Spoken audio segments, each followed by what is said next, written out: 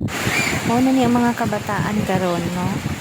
Pag mag-ulan, gamay na lang kaayo ang maka-appreciate, no, na maligo sa ulan. Pero sa unang panahon, grabe, almost, no, mas daghan ang mga bata na mananghid sa ginikanan na maligo sa ulan kay ganahan kay sila magdula-dula physically, no. Pero karon ang mga bata, no, dili na kaayo maka-appreciate, mas ganahan na lang yun sila sa sulod sa balay, mag cellphone, no, mo na lang yun yung ma-appreciate sa mga kabataan karon.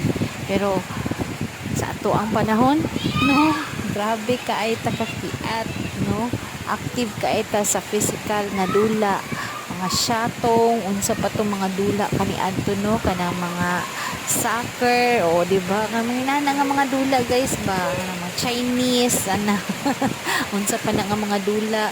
Tapos especially kung